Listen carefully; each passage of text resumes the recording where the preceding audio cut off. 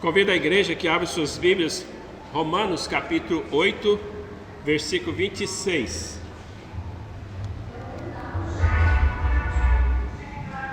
Romanos capítulo 8, 26.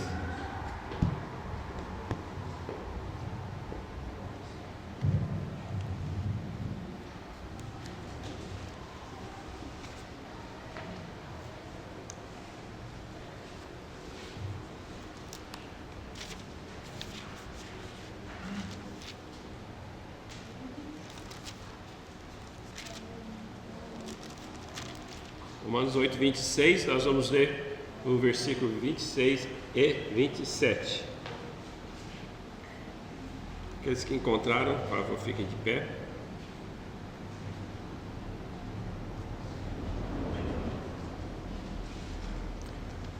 Então assim diz a palavra de Deus: e da mesma maneira também o Espírito ajuda as nossas fraquezas, porque não sabemos o que havemos de pedir como convém, mas o mesmo Espírito intercede por nós com gemidos inexprimíveis. E aquele que examina os corações sabe qual é a intenção do Espírito, e é ele quem, segundo Deus, intercede pelos santos. Obrigado, Senhor, pela Tua palavra. Abre nossos olhos, dá-nos a graça, Senhor, de podermos compreender a Tua palavra, Senhor, e dá-nos a sabedoria do Senhor, para poder estar explanando de acordo com a Tua vontade. Em nome de Jesus, amém e amém. Podem sentar, irmãos. Agora, irmãos, chegamos a uma nova declaração, uma nova sessão também. Esta expressão que diz assim, da mesma maneira, ela dá-nos a ideia que, apesar de ser um novo assunto, mas também está ligado ao assunto anterior. Então você está falando da mesma maneira de quê? Então nós precisamos estar definindo, entendendo por que ele fala da mesma maneira. Então Paulo então vai mostrar que vai acrescentar algo que acabara de dizer, certo? Então alguns acreditam que seja algo que está relacionado às tribulações, às provações, mas principalmente nós vamos ver algo que está relacionado ao Espírito Santo, porque esses dois assuntos eles vêm caminhando juntos na explanação ali, nas declarações do apóstolo Paulo ali do capítulo 8. Então é muito importante que nós vamos então estar entender. Qual que é a conexão então? Então há duas ideias surgem em nossa mente. A primeira explicação é que o apóstolo ainda está continuando no mesmo tema. Disse que deveriam encarar as provações por meio da esperança da glória futura. Então é verdade que a esperança que reaviva o nosso ânimo, é verdade. Então ainda nessa primeira visão, acrescenta que além da esperança, o Espírito Santo está em ação para nos ajudar e socorrer, principalmente na oração. O Espírito Santo nos auxilia como orar, como convém, conforme o versículo 26 e 27. Então, essa é a primeira visão. Concordo, está realmente de acordo, mas há um segundo modo de interpretar,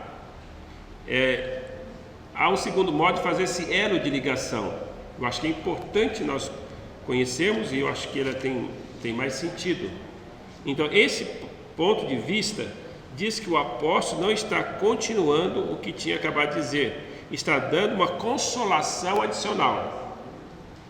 O que ele está fazendo é continuar uma série de declarações que havia feito a respeito do Espírito Santo. Em certo sentido, ele está trazendo um novo assunto aqui. Não é inteiramente novo, pois as interações da vida estão interrelacionadas.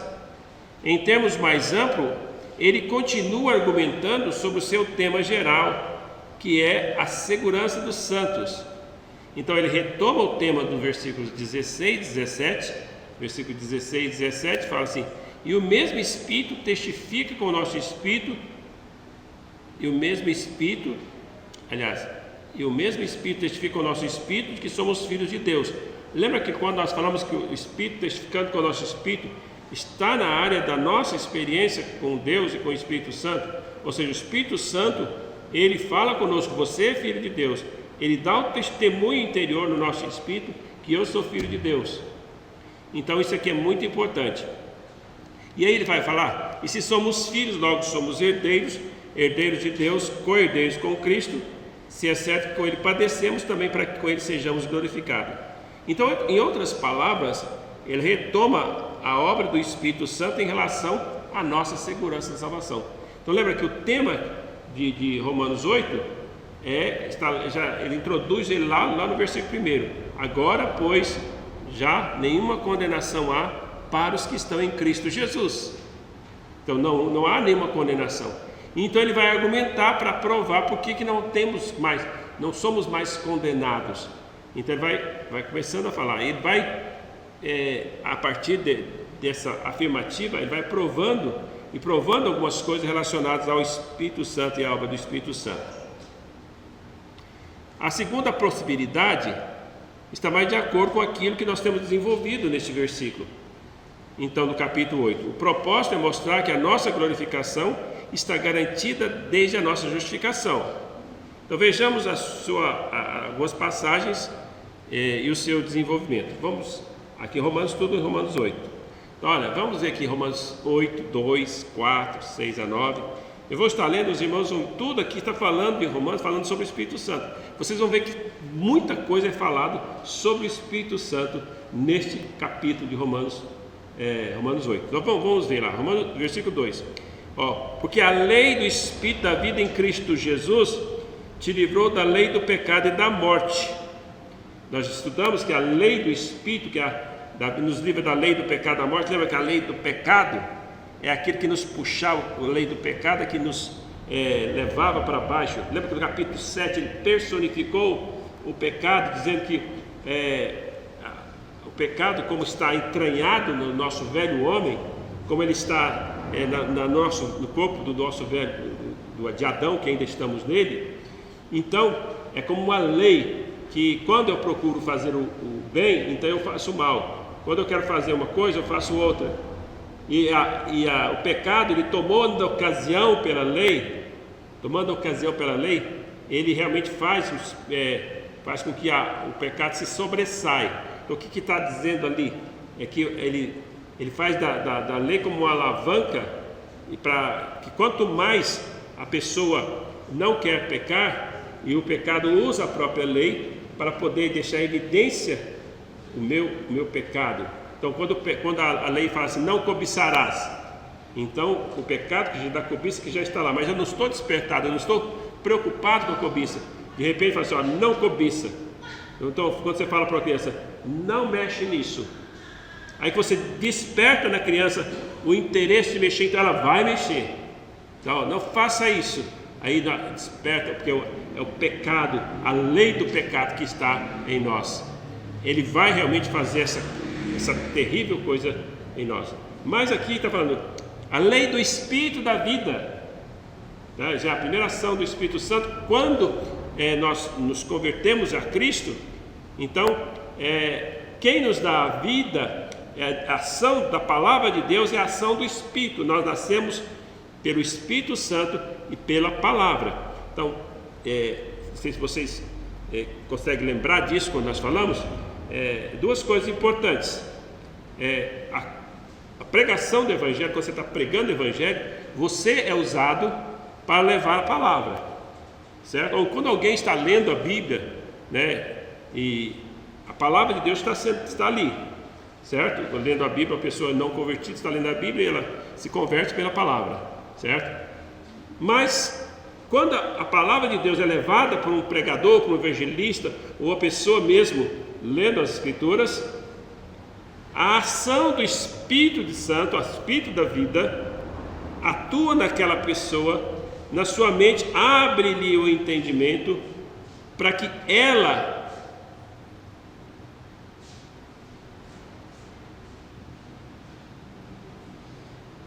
abre o entendimento para que ela entenda, para que os seus olhos então ficam abertos e ela sabe, então eu sou pecador, eu estou condenado, eu estou indo para o inferno, mas Cristo morreu por mim, Cristo pagou o preço dos meus pecados.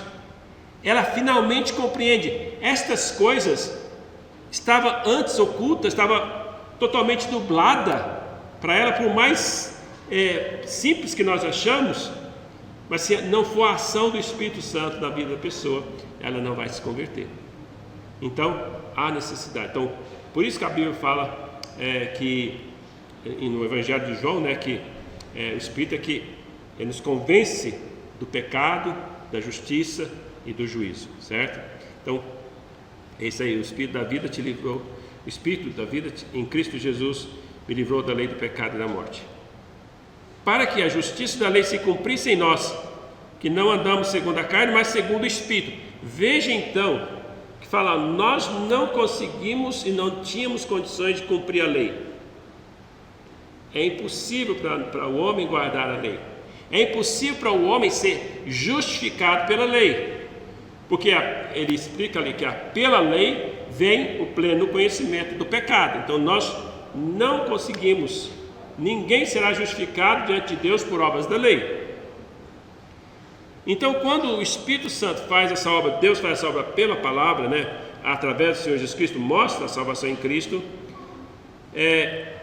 então nós passamos a ter vida, ou seja, nós nascemos de novo, nós tornamos uma nova criatura. E o que acontece? Nós começamos a andar segundo o Espírito. Agora, estamos andando no Espírito, não mais na carne, não mais naqueles apetites carnais do velho homem. É isso que a palavra de Deus está dizendo. Então andamos segundo o Espírito. Cada passo estou andando segundo o Espírito. Porque o versículo 5 vai, porque os que são segundo a carne inclinam para as coisas da carne, mas os que são segundo o Espírito para as coisas do Espírito. Ele está falando da inclinação da carne ou a inclinação do Espírito. Então, aquela pessoa que ainda não tem o Espírito Santo de Deus, a sua inclinação era só para a carne. Ele não tem opção, ele não pode ser inclinado pelo Espírito, porque o Espírito de Deus não está nele. E nós vamos aqui nos versículos posteriores vai falar sobre isso, a importância da habitação do Espírito. Então, quando a gente tem o Espírito Santo, nós vamos inclinar, ainda somos tentados a inclinar para a carne, porque ainda estamos no corpo de Adão, ainda estamos no corpo da carne, certo? Somos tentados, mas agora nascemos de novo, nós somos filhos de Deus, nós somos de Deus, então nós podemos agora andar em Espírito. Cada passo que você vai dar no Espírito, você tem condições de dar no Espírito, de andar no Espírito. Então essa é o que o Espírito Santo faz na vida do crente. A inclinação da carne é morte, a inclinação do Espírito é vida e paz, certo? Então é a consequência disso. Vós, porém, não estáis na carne, mas no Espírito, se é que o Espírito de Deus habita em vós. Então aí ele vai entrar com a doutrina da habitação do Espírito. O Espírito Santo habita em todo aquele que crê no Senhor Jesus Cristo. O Espírito habita em vós. Então, esse é o argumento. Então, se o Espírito de Deus habita em vós, então eu tenho que estar lembrando o seguinte: olha, eu posso até dar lugar para a carne, eu posso no sentido não que eu estou autorizado, mas que isso acontece, que isso realmente, se eu não vigiar, não tomar cuidado, eu posso até andar na carne, mas se o Espírito de Deus habita em mim, eu não vou ficar escravo da carne mais, escravo do pecado mais. Cada passo eu tenho que estar dirigido pelo Santo Espírito, pelo Espírito de Deus. E se alguém não tem o Espírito de Cristo, esse tal não é dele. Então isso é potentíssimo. Então ninguém é salvo sem ter o Espírito Santo, certo? Então não tem, a pessoa fala assim: eu sou salvo porque a pessoa fala assim: eu fiz uma decisão um dia. Tá, você fez uma decisão, mas o Espírito de Deus foi quem te convenceu, ou foi apenas uma decisão intelectual? Tem pessoas que que fazem decisões, mas depois, com o prosseguir da sua vida, a gente não vê mudança de vida, a gente não vê nada na vida da pessoa, não vê nenhuma ação espiritual, nenhuma ação de filho de Deus. A pessoa continua agindo na carne. Então, porque na verdade foi apenas algo intelectual, foi uma decisão intelectual, não foi algo que o Espírito de Deus fez, não foi que ele foi convencido pelo Espírito, ele não chegou naquele ponto. Lembra quando nós estávamos falando daquele versículo que fala assim, nós não estamos mais no escravidão, né? Daquele espírito de escravidão para viver outra vez temorizados. Nós vimos que a necessidade de nós realmente chegarmos a ter essa consciência desse espírito de escravidão, que eu estou escravo do pecado e que realmente a pessoa que tem essa consciência disso, ela vai ficar atemorizada, porque ela vai ter a consciência que os seus pecados levam à condenação. A lei faz isso.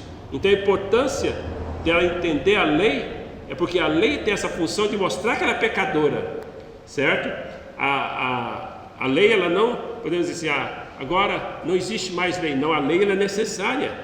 A lei é necessária porque ela que vai fazer com que eu conheça o pecado e eu entenda que, estando no pecado, eu tenho que mostrar que o pecado traz, além de me revelar quem ele é, me traz também as consequências de viver nele. Então, o salário do pecado é a morte, certo? Então, eu tenho que saber dessas coisas e ele vai me convencer. Então, quando eu passo dessa fase de espírito de escravidão, então, quando eu recebo Cristo, o Espírito Santo fez a obra em mim. Então, foi o Espírito da vida em Cristo Jesus. Tá? Aí Romanos 8:11 fala: e se o Espírito daquele que dentre os mortos ressuscitou a Jesus entre vós, aquele que dentre os mortos ressuscitou a Cristo, também vivificará os vossos corpos mortais pelo Espírito que em vós habita. Então ele está dizendo aqui que o Espírito daquele que dos mortos ressuscitou Jesus. Então a ressurreição do Senhor Jesus Cristo foi através do Espírito Santo de Deus. O Espírito daquele que dentre os mortos ressuscitou Jesus dentre os mortos. Aquele que ressuscitou Jesus dentre os mortos. Então, eu vou falar de novo.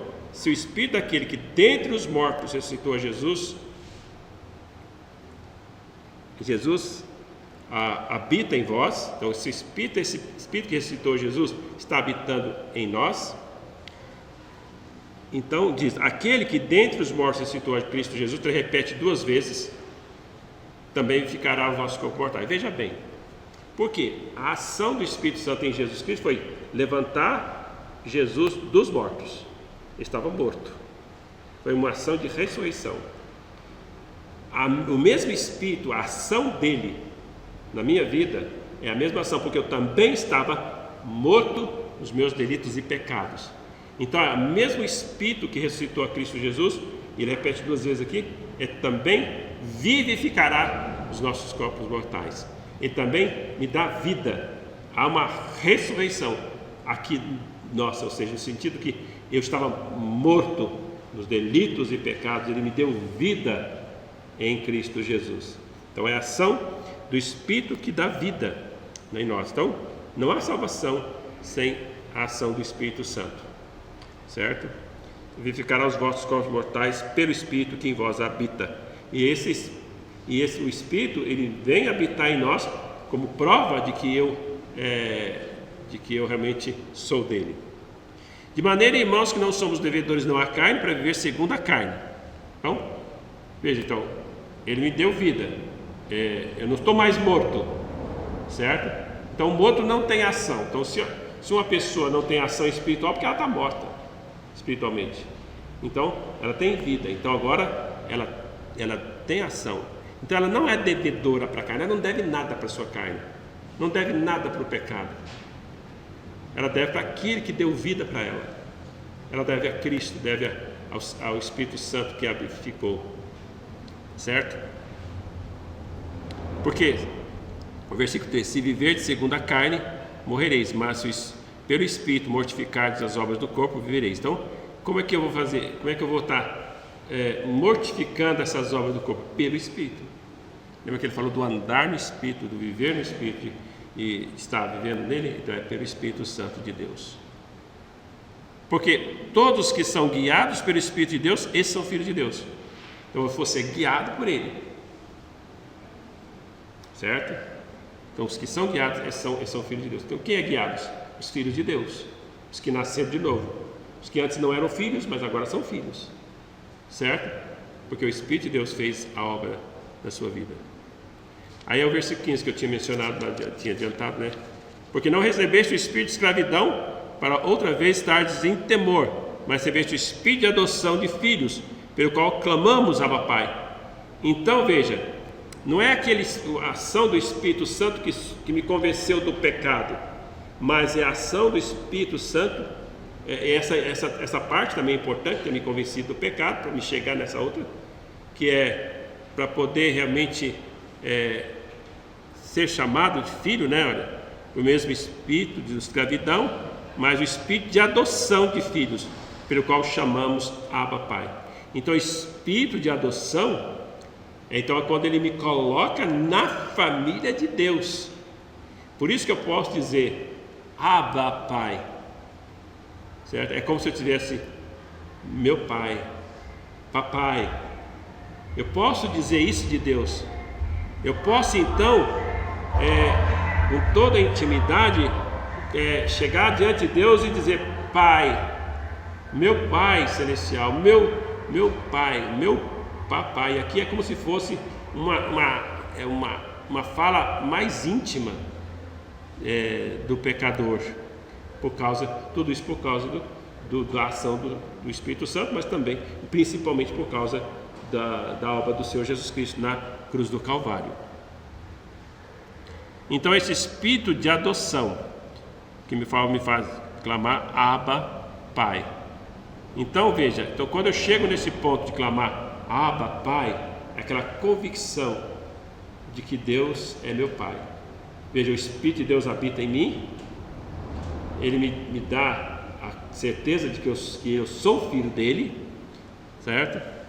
E aí o versículo 16, que eu também já citei hoje: o mesmo Espírito testifica ao nosso Espírito que somos filhos de Deus.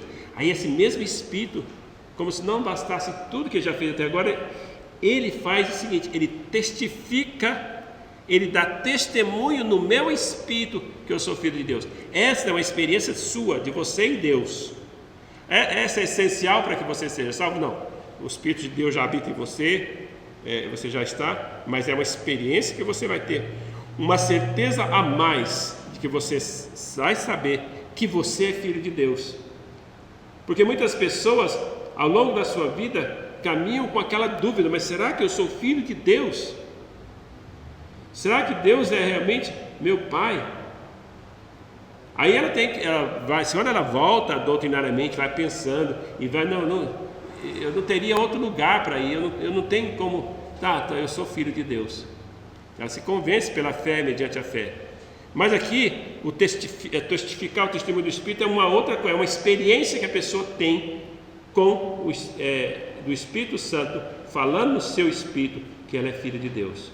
É algo que Deus faz, é mais ou menos igual ao tempo de avivamento, quando o Espírito de Deus, além de mostrar que nós somos filhos, que eu sou filho de Deus, dá naquele tempo também uma plena convicção de pecado.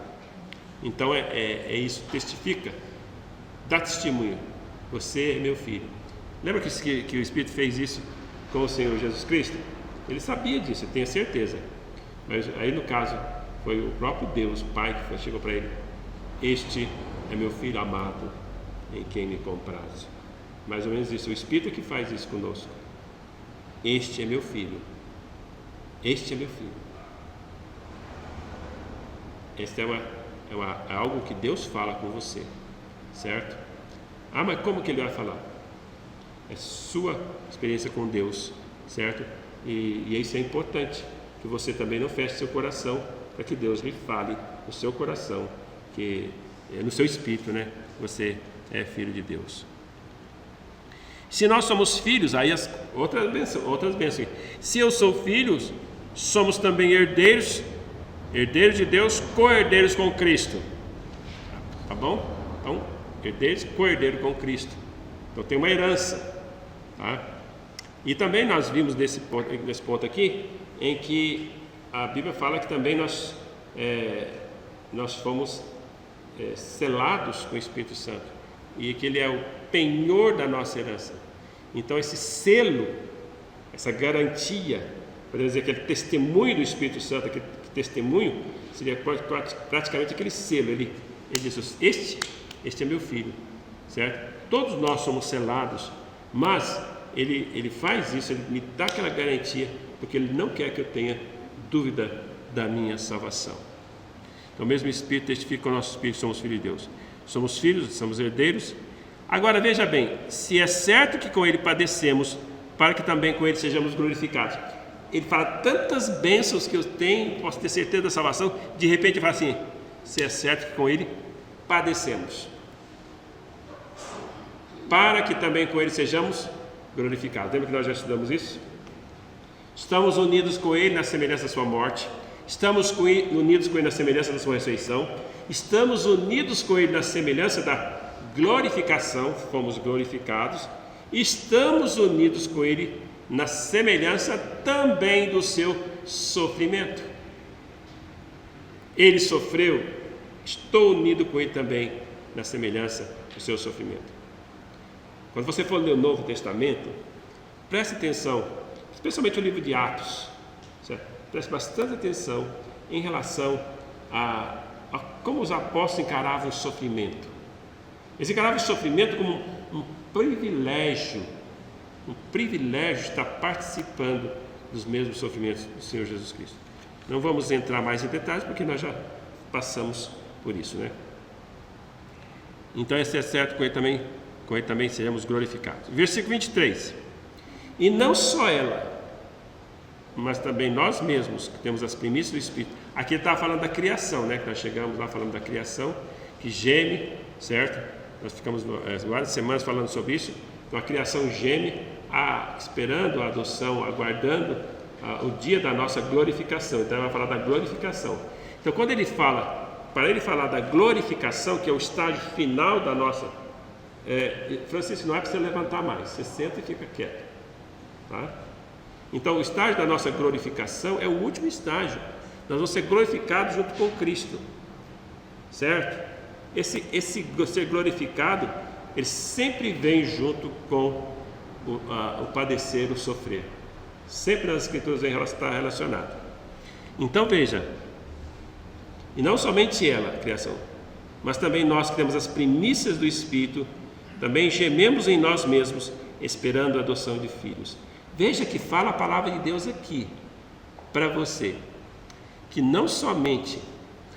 nós temos as primícias do Espírito, já experimentamos. Lembra das primícias, quando falava lá no Velho Testamento, os primeiros frutos, certo? É um vislumbre daquilo que vai ter. Então olha, você começa, o lavrador e a sua lavoura lá, e de repente dá aqueles frutos, aqueles primeiros frutos lá, bonito e tal, mas aquela não é a lavoura principal. Então ele já vai ter um vislumbre de como é que vai ser a sua colheita.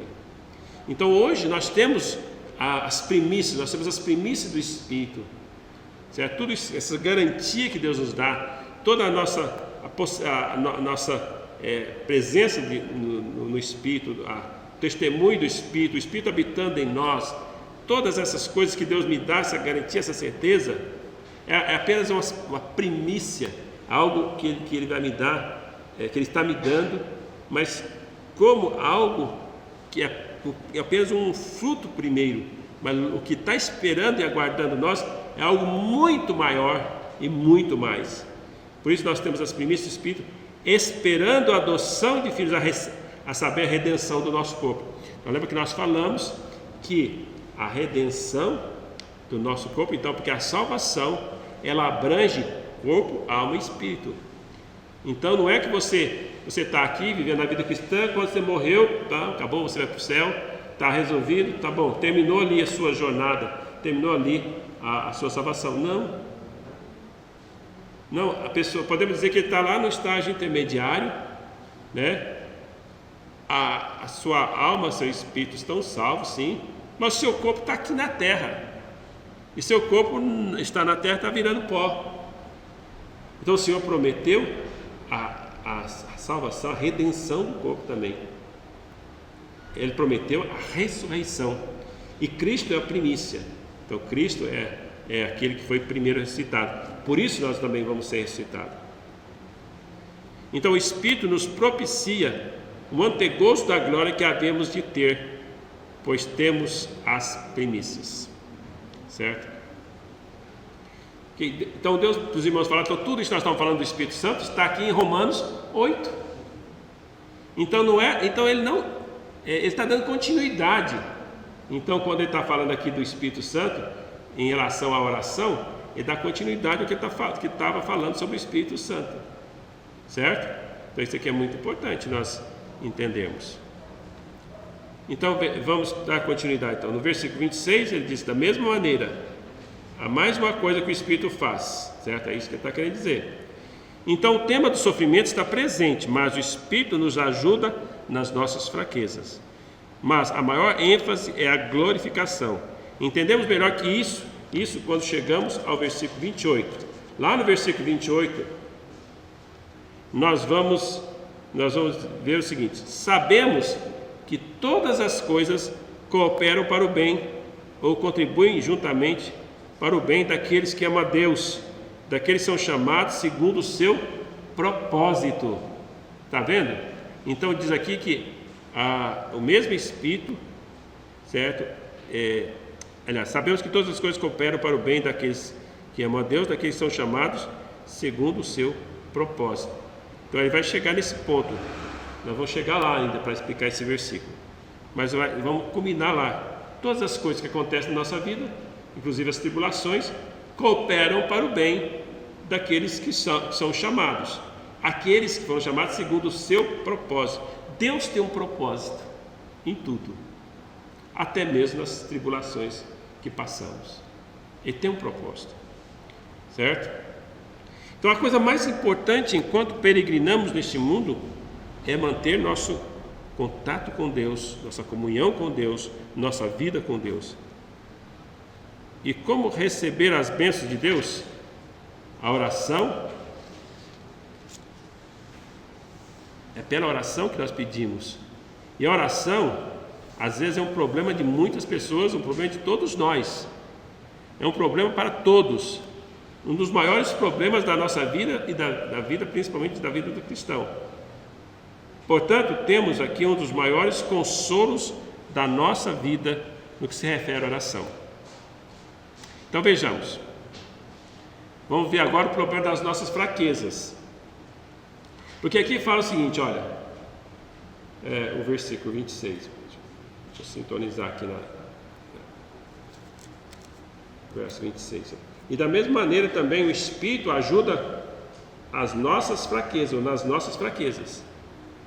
Então, ele está falando das nossas fraquezas, então nós temos fraquezas, certo? Então, nosso estado e condição geral é de fraqueza. Fraqueza é uma debilidade, é uma falta de força. Fraqueza em si não é pecaminoso. As fraquezas podem nos levar a pecar, mas não é pecado. Indubitavelmente é consequência da queda, claro. Se não fosse o pecado, a queda, não haveria essa fraqueza. Mas a fraqueza ela é algo que faz parte do ser humano. O homem não foi criado em fraquezas. A fraqueza foi resultado da queda. Mas é lançado luz sobre isso em Hebreus 5, 1 e 2. Fala assim: porque todo sumo sacerdote tomado dentre os homens é constituído a favor dos homens, nas coisas concernentes a Deus, para que ofereça dons e sacrifícios pelos pecados, e possa compadecer-se eternamente dos ignorantes e errados, pois também ele mesmo está rodeado de fraqueza.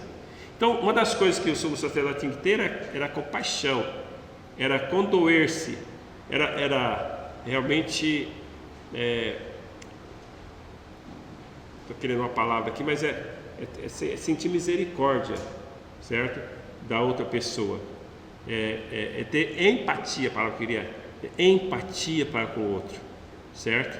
Por quê? Quando você fala de um determinado problema, de um determinado pecado, pastor, tem tanta dificuldade, uma luta para me orar, para me buscar a Deus. Eu sei que é isso, porque também eu luto, porque eu também tenho essa dificuldade, e eu sei como é lutar contra essas coisas. Aí eu posso então me compadecer de você e te ajudar, uma vez que eu estou sendo vitorioso, uma vez que eu estou conseguindo ter vitória, eu posso te ajudar, certo? Eu posso pelo menos orar por você, certo? Então isso é o sumo sacerdote, ele tinha que se compadecer, porque ele também sabia o que era a fraqueza. Lembra que nós estamos falando de pecado, estamos falando de fraqueza, de dificuldade, certo? Então, qual que é a dificuldade que nós temos para começar a orar, certo? Às vezes você está lá, você levanta, eu não quero orar, mas eu vou orar assim mesmo. Igual quando você fala para uma criança, faz isso, eu não quero. Tudo bem, você não precisa querer não, tá certo? Não precisa querer não, você só obedece, você faz sem querer. Porque a criança, quando começa a fazer sem querer e obedecendo, ela vai quebrar essa fraqueza, essa vontade própria, vai quebrar aquela coisa da natureza pecaminosa, vai quebrar essas coisas e depois ela vai obedecer naturalmente. É a mesma coisa nossa. Às vezes eu não quero, mas o que eu vou fazer? Eu vou mesmo assim obedecer. Eu sei que a palavra de Deus me ensina que eu tenho que fazer, então eu vou fazer. O sumo sacerdote, então, era rodeado de fraquezas. Então, fraqueza não é somente fraqueza física, é também fraqueza espiritual. Inclui a ignorância e a incapacidade de entendimento. Então, às vezes, nós não entendemos todas as coisas. Igual quando você passa por sofrimento. Senhor, eu não entendo por que o Senhor está permitindo que esses problemas continue e não para. Eu não entendo porque o Senhor não responde às minhas orações. São fraquezas nossas, às vezes falta de entendimento, falta de discernimento. Mas a fraqueza não é, essas dúvidas não é pecaminoso, certo? O pecaminoso seria se eu, por causa dessas fraquezas, eu começar, não, Senhor, o Senhor não quer, o Senhor não me ama mais. Aí você começa a duvidar de Deus, aí sim, você leva essa fraqueza a duvidar de Deus, aí a incredulidade, ele é o pecado. Então essas fraquezas podem ser do corpo, como debilidade, fadiga, enfermidade, doença, por causa da relação íntima entre a mente e a alma e o espírito do homem, nada pode suceder numa parte que não venha repercutir nas outras partes. Às vezes eu estou com um problema físico, uma doença, às vezes a minha mente também ela vai começar a ter, começar a ter problemas. Se a palavra fala assim, o espírito firme, ele sustenta o homem na sua enfermidade. Então, se o meu espírito está bem, então naquela enfermidade eu vou saber enfrentar melhor os meus problemas. Eu recomendo que você leia o livro da Elizabeth Elliot sobre o sofrimento. Ela tem vários livros, é da editora Fiel. Agora esqueci o nome exatamente do livro. Então, ela vai explicar muito bem. Ela realmente foi uma pessoa que sofreu, ela ficou viúva cedo, o marido dela era missionário, ela também. Ele foi morto pelos índios, e depois descobriu que foi até o engano dos índios, e depois ela foi trabalhar no meio daqueles índios, mesmo que mataram o marido dela, tudo, mas depois ela casou de novo, e depois de novo o marido morreu, você já morreu com enfermidade. Quer dizer, ela vai explicar o propósito de Deus, todas as coisas cooperam para o bem daquele que ama a Deus. Deus tem um propósito para todas as coisas, certo? Então, às vezes, quando a gente está fraco fisicamente, pode ser que a minha mente também fica fraca. E aí que eu preciso muito mais de buscar a presença de Deus para me fortalecer meu espírito, minha alma, para que eu possa realmente enfrentar todas as minhas debilidades, as minhas fraquezas. Então isso aqui é muito importante. Então, uma vez que nada pode suceder, uma parte que não venha repercutir em outras, às vezes acordamos meio melancólicos, e isso afeta a nossa leitura bíblica. Não sei se isso acontece com você, talvez seja. Você acorda, parece que tem alguma coisa, está tão angustiado naquele dia, não tem nenhuma explicação. O que é isso? O que está acontecendo? Se você deixar aquela melancolia, aquela coisa horrível, te impedir de você orar, ler as Escrituras, se você deixar que essas coisas te impedem, e você é dominado por aquela melancolia, você é dominado por aquele estado, por aquela fraqueza ainda não é pecaminosa, mas se você deixa ser controlado por ela, ela vai se tornar pecaminosa, ou seja, vai levar a um pecado. Então é natural que às vezes sentimos assim, certo? Então, mas às vezes pode afetar a nossa leitura bíblica, a nossa oração. Não é pecado acordarmos nessa condição, e não temos controle sobre isso às vezes. Às vezes não temos controle. Pode ser também acontecimentos externos vindo de outras pessoas, que podem nos provocar tristeza e angústia. Eu não posso controlar o outro, não tem como, certo? E as angústias, tristezas que o outro pode vir a provocar, eu não tenho controle sobre o outro. Então o que vai acontecer? Não adianta, se eu brigar com o outro, eu vou talvez causar mais problema ainda, vai estar mais e mais problema, vai se multiplicar os problemas, e eu vou estar pecando, porque eu vou estar falando coisas que não deveria, e assim por diante. É melhor, Senhor, eu não entendo os teus propósitos, mas também eu não posso controlar o outro. O Senhor sabe todas as coisas, o Senhor conhece todas as coisas, e eu sei que a tua palavra ensina que todas as coisas cooperam para o bem daqueles que amam a Deus. Eu te amo, Senhor. Então não deixe que estas coisas afetem a minha mente, afetem o meu espírito, e principalmente não deixe que essas coisas afetem a minha vida espiritual, a minha vida com Deus, a minha comunhão com o Senhor. Isso é muito importante. Por isso, a palavra de Deus fala, acontece que às vezes, por falta de entendimento, ficamos desanimados e deprimidos, e gememos em nós mesmos. Por isso que a palavra de Deus está falando assim, gememos em nosso íntimo, certo? Por causa das nossas fraquezas. Então lembra que hoje o pastor Bill falou de manhã, né? Ele falou assim, olha, acho que não falou na pregação dele, ele falou depois. A maior alegria que eu vou ter de estar com Cristo não é nem estar vendo o Senhor Jesus Cristo. Essa é uma grande alegria, né? Mas a maior alegria é que eu não vou ter que lutar mais contra o pecado. Agora, eu não sei, a alegria de estar com Cristo é imensurável, né? Mas eu entendo a ênfase no sentido de que quando a gente não precisar mais lutar contra o pecado, essas fraquezas nossas, essas debilidades, não mais vai nos afetar, certo? E às vezes por causa dessas fraquezas, às vezes o pecado vem e ele alcança vantagem.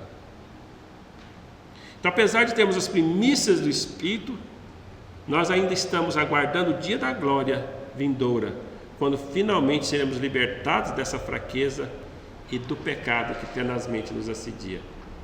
Lembra de Hebreus, que fala sobre isso, né? Desembaraçamos de todo o embaraço, de todas as coisas, né? E do pecado que tenazmente nos assedia.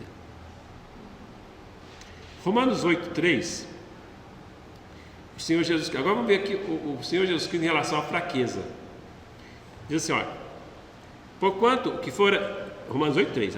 Quanto que fora impossível a lei, visto que estava enfermo pela carne, isso fez Deus enviando seu Filho em semelhança da carne pecaminosa, ou da carne do pecado, para que pelo pecado condenasse Deus o pecado na carne. O que está dizendo aqui? Está dizendo assim que o Senhor Jesus Cristo, quando Ele encarnou no corpo a semelhança da carne pecaminosa. Lembra que nós analisamos a palavra semelhança? Relacionamos no sentido que era as fraquezas da carne, não o pecado, porque o Senhor Jesus Cristo jamais pecou, mas falamos que eram as fraquezas da carne. Então nós temos algumas coisas que nós precisamos. Nós precisamos comer, nós precisamos beber água, nós precisamos dormir. Então nós precisamos fazer isso para que nós não venhamos a ficar doentes. Mas nós temos outras coisas que pode se tornar fraquezas, ou pode ser considerado como fraqueza da carne. Tristeza. O Senhor Jesus Cristo sentiu tristeza? Angústia. O Senhor Jesus Cristo sentiu angústia? Ele falou: estou angustiado até a morte. Então o Senhor Jesus Cristo, ele vem em todas aquelas fraquezas não pecaminosas, nada de pecado, certo? Aquelas debilidades da carne que não são pecados, porque ele tomou o corpo na semelhança da carne pecaminosa. E o argumento lá de Hebreus, eu acho que eu vou citar aqui, Hebreus, é que ele é nosso sumo sacerdote. Hebreus é um livro maravilhoso que vai provar que Jesus Cristo é sumo sacerdote. Mas como? Ele é da tribo de Judá, o sumo sacerdote era lá do descendente de Arão, da tribo de Levi. Jesus não era, ele é da tribo de Judá. Como é que... Aí ele fala assim: não, mas é de acordo com a ordem de Melquisedeque. Ele volta lá em Gênesis. Aí prova: Jesus é nosso sumo sacerdote, segundo aquela ordem, não segundo a ordem levítica, não segundo a ordem daquela aliança antiga, a aliança do Velho Testamento, mas de acordo com uma nova aliança, também com a Melquisedeque. Aí ele prova lá. Então aqui esse é um argumento que só estou citando aqui porque não dá para explicar isso tudo agora. Então o Senhor Jesus Cristo, ele se torna o nosso sumo sacerdote. Então, como ele também estava na semelhança da carne pecaminosa, ele sabe o que é compadecer-se do homem nas suas fraquezas. Ele entende nós em nossas fraquezas. Entende? Ele sabe o que é padecer. E ele sabe o que é estar angustiado. Que ele sabe o que é realmente, às vezes, acordar muito triste, muito triste, naquele sentido de angustiado até a morte. Ele sentiu isso. Certo? Então, quando ele faz a semelhança, ele quer dizer isso. O versículo fala que nós não sabemos, no versículo de Romanos que nós estamos estudando, não sabemos o que pedir como convém, ou como é necessário. Não sabemos o que exatamente devemos pedir em oração. Neste particular estado ou condição que encontramos, devemos ficar perplexos. Então, irmãos, nós vamos começar a estudar na escola dominical, no primeiro culto, a partir da semana que vem, a prática do silêncio como uma disciplina espiritual. Às vezes, na oração, é importante você estar em silêncio. Mas eu não vou adiantar não, você vai ter que vir, né? Tem que comprovar, certo? Então isso é importante, é uma disciplina espiritual, tá? O problema é que não entendemos e não sabemos o que é melhor para nós. Veja o exemplo de Deuteronômio 3, 23 a 36. 23 a 26. Lá em Deuteronômio. Assim, também, uma oração de Moisés, ele falando sobre ele. Também eu pedi a graça ao Senhor, no mesmo tempo, dizendo: Senhor Deus, já começaste a mostrar ao teu servo a tua grandeza e a tua forte mão, pois que Deus há nos céus e na terra, que possa fazer segundo as tuas obras, segundo os teus grandes feitos. Rogo-te que me deixes passar, para que veja esta boa terra que está além do Jordão, esta boa montanha e o Líbano. Porém o Senhor indignou-se muito contra mim por causa de vós, e não me ouviu. Antes o Senhor me disse: basta, não me fales mais nisso. Moisés pediu: Senhor, eu não quero morrer agora, eu quero entrar na terra prometida. Eu disse: basta, não me fala mais nisso. Eu já decidi, você não vai entrar. Daí ele fala: o que aconteceu lá? Lembra, né, daquele Deus mandou ele falar a rocha, ele foi lá com bastante ira, né, e ele falou assim: eu vos darei água. Não, ele tinha devido dar glória a Deus. Ele bateu na rocha, Deus da sua misericórdia deu a água, mas depois Deus cobrou para ele, porque Deus, aquele que muito se dá, muito se cobra, certo? Então Deus cobrou dele e disse: olha, você não vai. Mas Deus permitiu para ele chegar lá no alto da montanha, ver tudo, está vendo tudo isso aqui, eu vou fazer. E ele creu nisso, certo? E ele entendeu. Então essa aqui é uma oração que Deus não respondeu. Por quê? Uma das razões é porque ele tinha pecado contra Deus. Ele não teve mais o direito de receber aquela bênção, certo? Então essa foi a razão. Então Deus fez ele descobrir. Agora nós temos um outro aqui, que depois Deus também vai revelar. Outro exemplo, 2 Coríntios 12, 1 a 10. Meus irmãos, viram aqui, ó. Em verdade, que não convém gloriar-me, mas passaria as visões e revelações do Senhor. Conheço um homem em Cristo que há 14 anos, se no corpo não sei, se fora do corpo também não sei, Deus o sabe, foi arrebatado ao terceiro céu. E sei que tal homem, se no corpo ou fora do corpo, não sei, Deus o sabe, foi arrebatado ao paraíso e ouviu palavras inefáveis, que ao homem não é lícito falar. De alguém assim me gloriarei eu, mas de mim mesmo não me gloriarei, senão nas minhas fraquezas. Porque se quiser gloriar-me, não serei nécio, porque direi a verdade, mas deixo isso para que ninguém cuide de mim mais do que em mim se vê ou de mim ouve. E para que não me exaltasse pela excelência das revelações, foi-me dado um espinho na carne, a saber, um mensageiro de Satanás, para me bofetear, a fim de não me exaltar, acerca do qual 3 vezes orei ao Senhor para que se desviasse de mim, e disse-me: a minha graça te basta, porque o meu poder se aperfeiçoa na fraqueza. De boa vontade, pois, me gloriarei nas minhas fraquezas, para que em mim habite o poder de Cristo. Por isso, sinto prazer nas fraquezas, nas injúrias, nas necessidades, nas perseguições, nas angústias, por amor de Cristo. Porquanto, quando estou fraco, então sou forte. Então, o que o Paulo está dizendo aqui é que então ele também tinha um problema, um espinho, que ele chama de espinho na carne. Ele pediu a Deus, orou 3 vezes, que Deus retirasse aquele espinho na carne. E a resposta de Deus foi: não. A minha graça te basta, porque o poder se aperfeiçoa na fraqueza. E ele explica aqui por quê. Porque Deus deu a ele tantas revelações, e que essas revelações, Deus não deu a ele a autoridade, Deus não deu a ele permissão para ele revelar. Ele revelou muitas coisas, olha o que Paulo escreve em Romanos e outras cartas, né? Até coisas escatológicas lá em Tessalonicenses. Tem muitas revelações de Paulo, mas outras coisas Deus não permitiu que ele revelasse. Era só com ele, era só para ele. E também, mesmo que a pessoa fale: Deus, sou muito importante, né? Deus me revelou só para mim, não quero nem que eu fale para os outros. Deus manda um espinho na carne, para que ele não se ensoberbecesse, para que ele não se orgulhasse, para que ele não achasse que ele era melhor que os outros, para que ele não achasse que ele era o tal. Vendo o propósito de Deus aqui? O propósito às vezes está oculto. Paulo descobriu o propósito, mas nem sempre a gente descobre o propósito.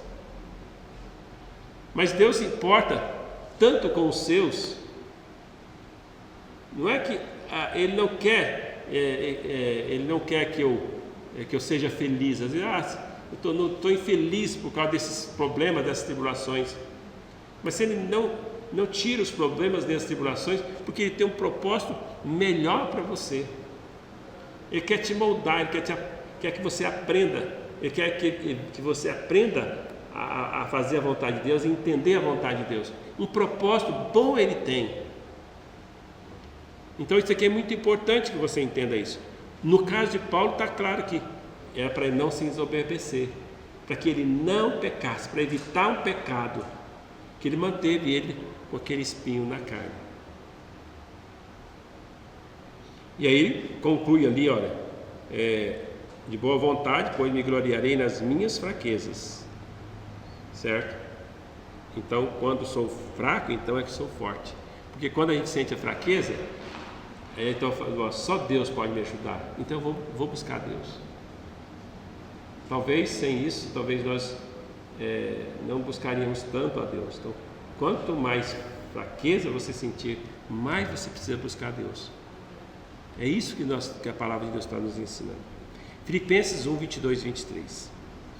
Mas de ambos os lados estou em aperto, tendo desejo de partir e estar com Cristo, porque é ainda muito melhor, e em outras traduções ele fala incomparavelmente melhor, mas julgo mais necessário, por amor de vós, ficar na carne. Então aqui Paulo estava numa dúvida, não sei se eu quero morrer, se eu quero viver. Se eu morrer, eu vou estar com Cristo, é muito melhor.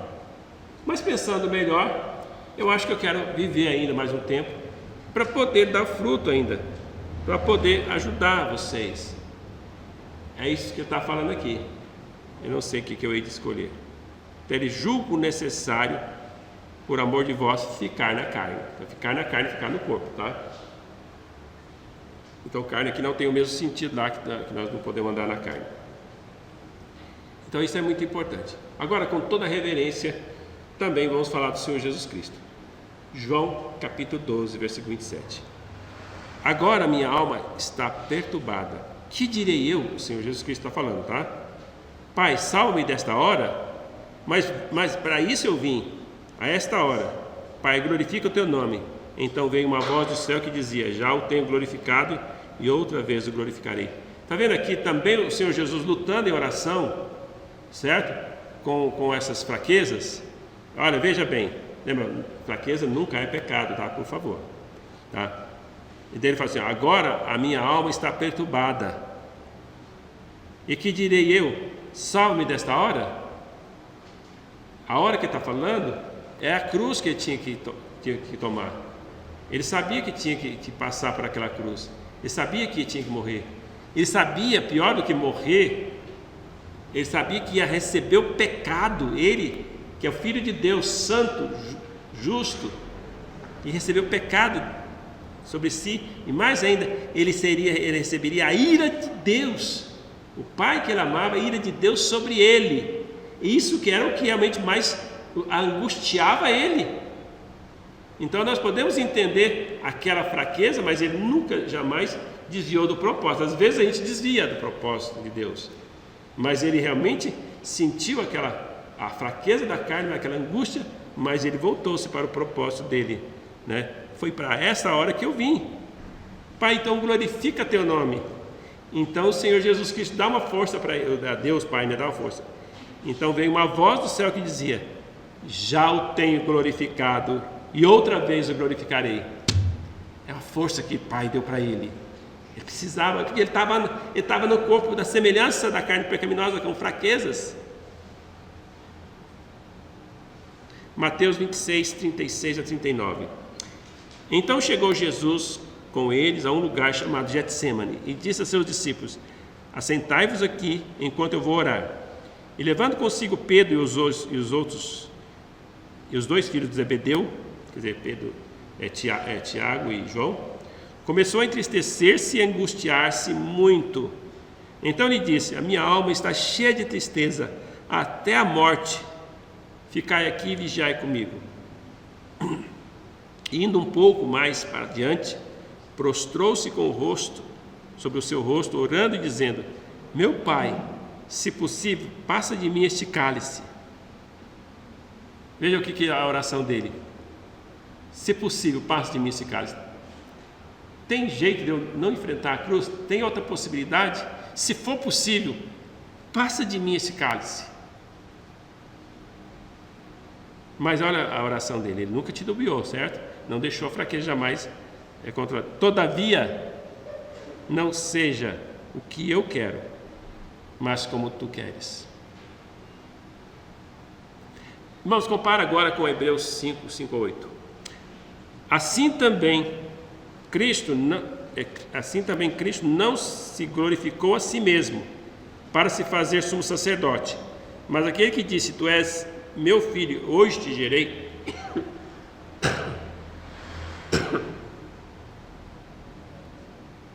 Desculpa aqui, já estou terminando aqui.